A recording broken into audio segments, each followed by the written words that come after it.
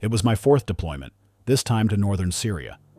Our unit was stationed out in a stretch of barren desert near the border, barely any cell signal to begin with. Then a sandstorm rolled in and took down what little internal comms we had. For 3 straight days, we were completely cut off. I didn't think much of it. It wasn't the first time. We'd gone longer without contact before. But on the 4th day, we finally got a weak satellite link running. My phone lit up like a Christmas tree, dozens of missed calls and messages, most of them from Vanessa, my wife. One voicemail. I plugged in my earphones, stood there in the middle of our dusty checkpoint, and let her voice fill my head. Her voice was hoarse, frantic. She said Sophie was missing. She never made it home from school. Nobody knew where she was. The cops were looking but had no leads. Vanessa said she couldn't do this alone, told me I had to come home. Then ended the message with a line that cut straight through my spine. She's gone. I can't do this without you. I don't remember how I made it to the operations tent. I just remember standing in front of my CO, holding an emergency leave request in one hand, trying to explain with a numb tongue and a scrambled brain. The request got approved. 3 connecting flights, northeast Syria to Istanbul, Istanbul to Frankfurt, Frankfurt to San Diego. Nearly 28 hours in transit. I didn't sleep a minute. Just stared blankly at the seatback screen in front of me, ignoring whatever movie was playing. My hand kept doing the same thing over and over. Swipe, open voicemail, listen to Vanessa's voice echo in my ears like a ghost trapped in a canyon. I didn't cry. I didn't panic. But I felt hollow, like my soul had left my body the second that voicemail played. I've lost people before, on the battlefield. I've stood over fallen brothers and didn't shed a single tear. But the thought of Sophie, our little girl with pigtails and those messy cat drawings she used to send me in care packages, lying somewhere cold, scared, alone, it was unbearable. When the plane finally landed in California, I moved like a ghost. No checked bags, just a military backpack and an emergency re-entry document stuffed in my chest pocket. I didn't call Vanessa. I didn't alert the cops. I had only one thought in my mind. Get home. Find my daughter. And figure out what the hell was really going on. San Diego International Airport, 6:42 a.m. on a Saturday. That pale yellow morning light spilled across the cold stone floors. I pulled my backpack off my shoulder and stood in the arrivals area for the first 5 minutes, hoping, somehow, that Vanessa would be there waiting. She wasn't. I called her. No answer. Tried again. Still nothing. I didn't leave a voicemail. Just opened the rideshare app and booked a car home. The driver was Mexican, asked me a few polite questions at the beginning, then went silent for the rest of the ride. I didn't mind. The silence felt like mercy. As we turned onto the narrow street that led to my house, my chest tightened. I saw a car parked out front. Not Vanessa's. A charcoal gray SUV, out-of-state plates.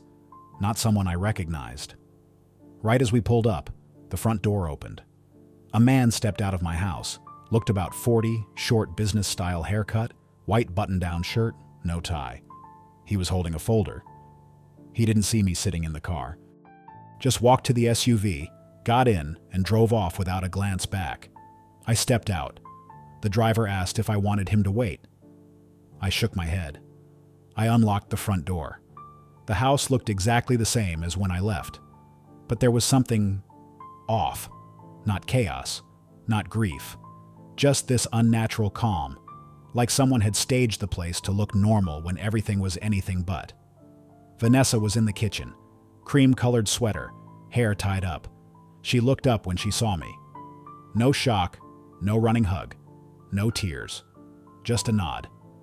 Like I'd come back from a quick grocery run, not a war zone 12 time zones away. I asked if there was any news. She said the police were still looking, no updates, no solid leads. But they were doing everything they could. I glanced around. The dining table was set. 2 plates. The food had been eaten but not cleaned up. One plate still had bits of salmon left. This wasn't what a house looked like when a child had just gone missing. And it definitely wasn't what the kitchen of a grieving, panicked mother looked like.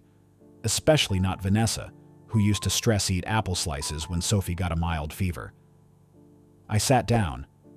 On the table were a few of Sophie's doodles. One of them showed a smiling cat in a birthday hat. I knew that drawing. I'd seen it in a photo she sent me a month ago. I looked up. Vanessa was rinsing mugs at the sink, her back to me, like nothing was wrong. That night, she told me I should shower, get some rest. But I wasn't ready. I walked into Sophie's room instead. Everything was untouched. Her zebra-striped cat pillow still sat on the bed like always. But what stopped me cold was her little blue backpack, still sitting neatly on the desk. I unzipped it. Inside were her math workbook, a half-finished drawing, and a test sheet dated Thursday, this week. I just stood there in the dark, staring. Vanessa's voicemail said Sophie went missing on her way home from school almost a week ago. So why was her backpack still here? And why did her schoolwork look so fresh? I stepped back, pulled out my phone, and turned on the flashlight. Not because I was suspicious, at least not yet. It was just instinct. Training. I started moving through the house slowly, scanning corners, checking drawers. When I passed the kitchen, I crouched down and opened the stainless steel trash bin tucked against the wall. On top were napkins and a milk carton. But beneath that, a candy wrapper. Melon-flavored soft chews. Sophie's favorite. The kind I once mailed her from Europe during leave. I picked it up. The color hadn't faded. The wrapper still looked brand new, not something tossed out a week ago. I dropped it back in and shut the lid. Then I just stood there in the kitchen, hands slightly trembling. Not from fear, but from the quiet click of something falling into place in my mind. A missing kid doesn't leave behind this week's homework. A backpack doesn't sit quietly in a bedroom. A candy wrapper doesn't look fresh in a week-old trash bag. Something was very wrong here, and I knew then I had to stay silent. Not because I was scared of her, but because I needed her to believe. I hadn't figured it out yet. I called Helen, Vanessa's mom, on Sunday morning. No warning. Just scrolled through my contacts, tapped her name, and waited. She picked up on the second ring. Her voice was warm, a little raspy. "Logan? Oh, you're back already. Sophie said you'd be surprised to see her here." I didn't say a word. She kept talking, totally unguarded. She was drawing in the living room this morning, going on and on about that camping trip you promised her for the summer. She misses you so much. I don't remember how I ended that call. Just that when the screen finally went dark, I was still standing in my office, sunlight cutting through the blinds, casting long lines across the carpet. My heart wasn't racing. My hands weren't shaking. But something inside me stopped. Vanessa told me Sophie was missing, said she vanished on her way home from school, that the police were searching, that she couldn't do this alone. Meanwhile, Sophie was at her grandmother's, drawing pictures, eating breakfast, talking about summer plans. That night, after a dinner so silent it felt suffocating, Vanessa walked into the living room holding a folder, black leather, neatly zipped. She placed it gently on the coffee table in front of me, then sat down on the couch, fingers laced like she was preparing for a meeting. She told me we couldn't go on like this, that it was time to sign. Her voice was steady, calm, not a hint of emotion. I looked at the folder, then at her, and I asked, in a tone so quiet it startled even me, how does a mother, whose daughter is supposedly missing, have the clarity to draft divorce papers, print 3 copies, bind them neatly, and wait for her husband to come home just to say, "Sign here"? She didn't answer right away. I saw her posture falter, her chin dipped slightly, her eyes flickered. It was the first time since I got back that I saw Vanessa off balance. But then she straightened up again and started talking. She said she was exhausted, tired of being alone. Tired of pretending everything was fine at school meetings, graduation ceremonies, neighborhood barbecues, always smiling and saying her husband was off doing noble work. Every time I came home, she had to relearn how to live with me. And every time I left, she had to relearn how to live without me. She said she didn't know who she was anymore after all these years. But she knew one thing for sure. She didn't want this life anymore. I nodded. didn't say a word. In that moment, I didn't see her as a villain. I saw someone who had been breaking for a long time and never knew how to ask for help. Someone who picked the wrong escape from a life that had slowly rotted from the inside out. I understood. But understanding isn't the same as accepting. I took the folder and set it aside.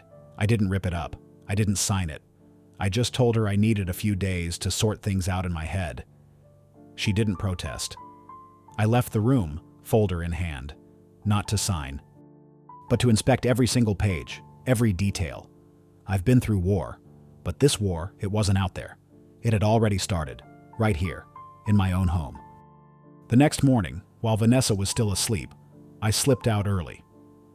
Parked my car 5 blocks away from the house, far enough not to draw attention. Then I made a call I never thought I'd make, to a name I'd saved years ago but never planned to use.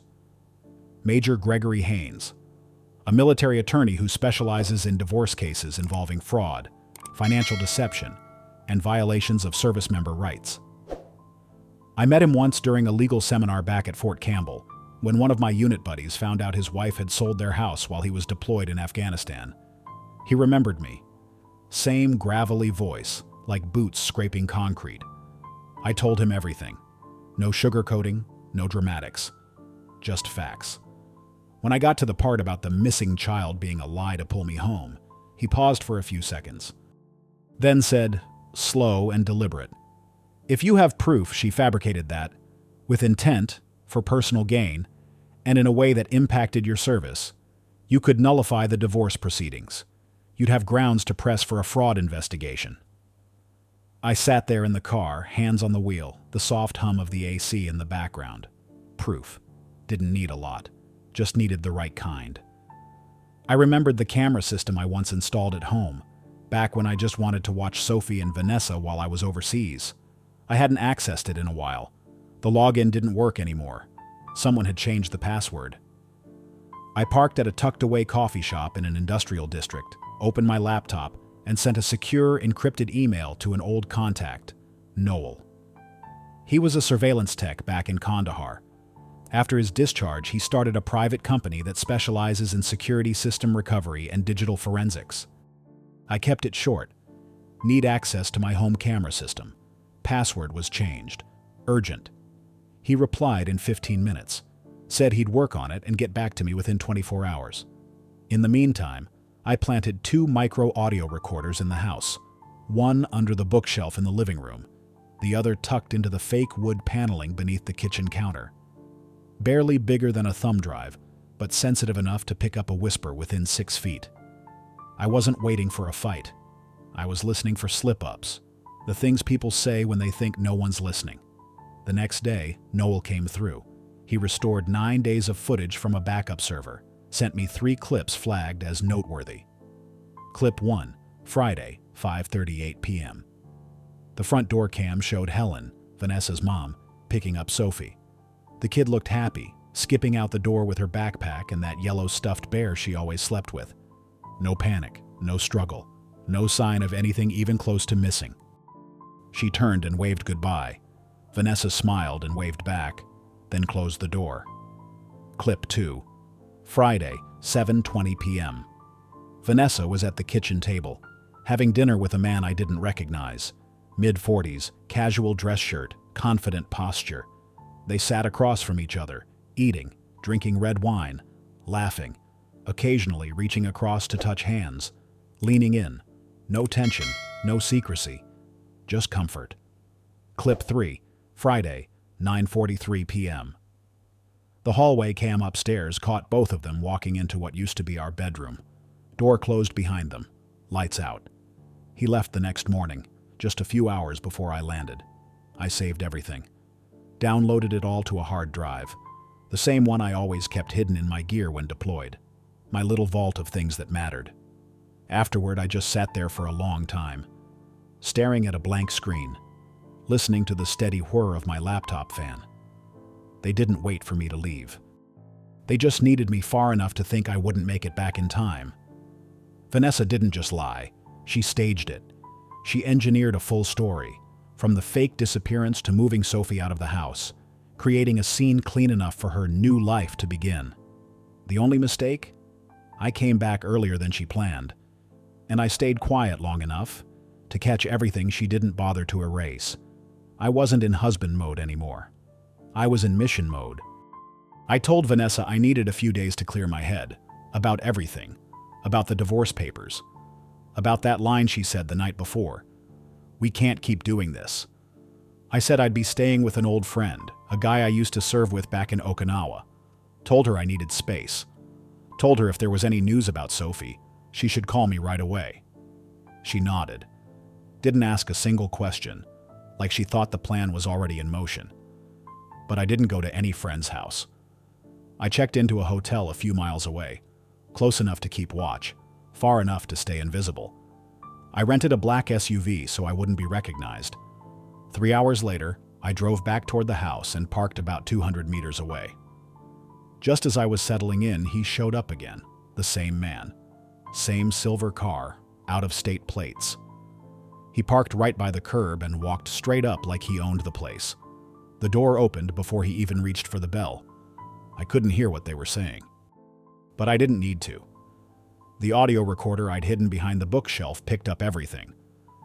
That night, when I synced the device remotely, I heard it all, clear as day. Vanessa's voice. He's gone. Almost done now. Just need him to sign and we're free. The man chuckled. Then Vanessa's voice softened, like she was trailing her fingers along something. You know that condo, the one in Santa Clara? It's still under both our names. But he probably doesn't even remember it. I've got all the paperwork. Once this is finalized, I can forge the transfer signature and then we'll sell it. I stopped the playback right there. A few days later, once I knew she was out of the house, I went back, straight to the bedroom. Everything was tidy, organized, clinical. I opened the bottom drawer of her filing cabinet, the one she always used for legal docs. Took a few minutes, but I found it. A property transfer form. Title clearly labeled, Transfer of Joint Investment. All my information was already filled in. Full name, social security number, even a penciled-in version of my signature, lightly sketched over the dotted line.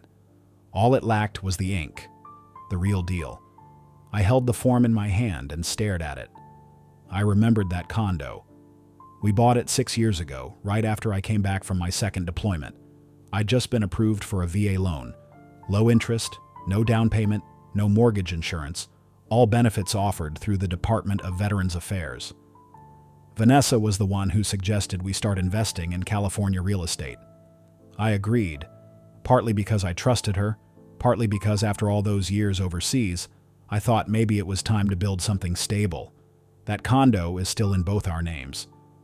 But the loan, the credit backing, the insurance protections, all tied to me, to my status as a service member. And now, she was planning to forge my signature to transfer it, after the divorce, while my name was still on every official record. This wasn't about a marriage falling apart anymore. This was a plan, intentional, coordinated, financially motivated. I didn't feel angry, didn't even feel hurt. What I felt was focused. I knew exactly what I had to do. Clean, cold, calculated. I photographed everything, every page, every detail, nothing left behind. I sent every piece of evidence to Major Haynes on a Monday morning.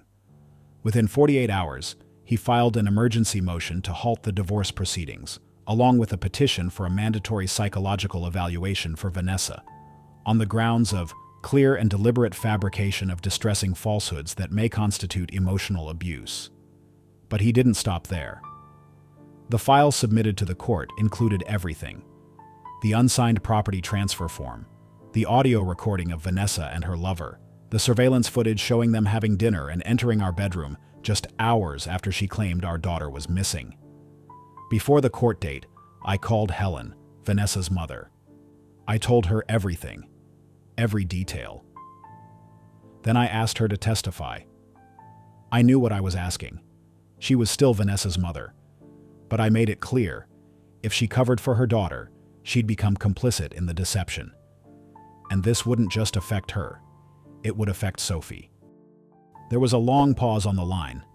Then, in a quiet, trembling voice, she said, "I'll bring her." The hearing was set for Friday morning, exactly 12 days after I returned from Syria. Vanessa showed up wearing a sharp gray suit, face composed as ever, like she was walking into a networking event, not a courtroom. Next to her sat a young civil attorney who looked completely out of his depth. I didn't come alone. Along with Haynes, I brought a military legal rep who specialized in VA loan fraud cases, someone who had testified before on behalf of service members who had been financially exploited during deployments. When the judge asked why I was requesting a halt to the ongoing divorce case, Haynes stood and opened a thick binder. "Your Honor," he began, "the petitioner was deceived into believing his daughter was in danger. This false claim not only inflicted emotional distress, but appears to have been a deliberate legal manipulation, meant to force him to return from overseas and sign a divorce agreement under duress." Right then, Sophie entered the courtroom, holding Helen's hand. I don't know how many beats my heart skipped in that moment. She wore a pale pink hoodie, her back straight, eyes focused on me, and she smiled, just a small one, barely there. But it hit me like a wave of heat down my spine. She wasn't afraid. She wasn't confused.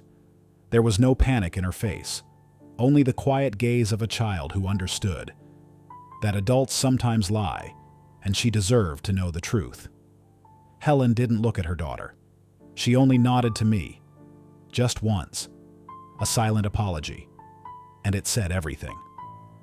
Sophie stood before the judge. Her voice was soft, but steady. She said that since Friday she had been staying at her grandmother's house, playing games, watching movies. That her mom told her, "Daddy's coming home because of a family emergency." Then came the recording. We didn't have to explain whose voices were on it. Vanessa's and the man's came through the speakers, crisp and unmistakable. No ambiguity, no room for denial. When the line played, "Once he signs, we're free," Vanessa lowered her head. I didn't look at her. Then Haynes stepped forward and presented the forged transfer document. "This property was purchased through military benefits," he explained. "Every line of credit and document is tied directly to my client's VA status. The opposing party planned to falsify his signature and sell it, an act that crosses into financial fraud and could escalate to criminal charges if pursued."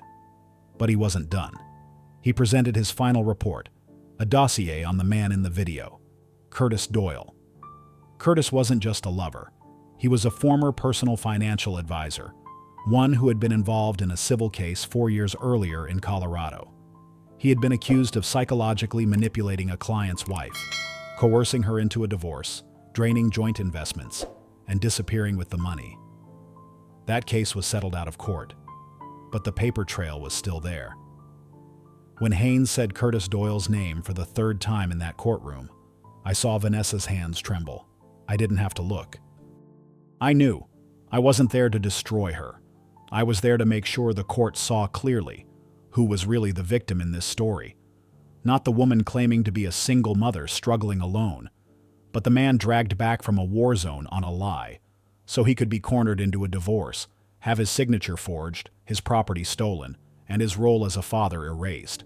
But this time, I made it home in time. And I didn't come home empty-handed. The court officially dismissed the divorce petition Vanessa had filed. The reason was stated plainly in the ruling: a serious violation of the duty of honesty and cooperation in civil proceedings. This wasn't just a procedural error, it was a formal acknowledgement that what she did, from fabricating our daughter's disappearance to attempting to seize shared property, was a betrayal of trust at its most fundamental level. My lawyer told me it's rare for a civil ruling to use language that strong, but this time the court didn't hold back. Immediately after the hearing, Vanessa was suspended from temporary custody. The order took effect the moment it was signed. I submitted my request for early release from active duty citing urgent family needs. It was approved in less than a week. From that point on, I was Sophie's primary guardian, not just legally, but emotionally. From her meals and bedtime routines to piano lessons I'd never once been there for before. As for the Santa Clara condo, The one bought under my VA loan benefits and still co-owned by both of us. The court froze all transfer rights. The forged transfer paperwork was flagged for financial fraud review. No sales, no refinancing, no movement at all, until further notice. I didn't ask the court to pursue criminal charges. I didn't want Sophie to ever see her mother in handcuffs. But I wasn't backing down. This time I filed for divorce, on my terms, and I laid out everything in black and white. Asset division based strictly on contributions, child custody overseen by the court, and every signature involving shared property to be independently verified by a court-appointed attorney and notary. No more loopholes, no more games. We saw each other one last time in a small waiting room after the preliminary hearing. No lawyers, no audience, no more fighting. Vanessa sat quietly. Her eyes were red, but she didn't cry. I didn't say much either, just looked at her, calm.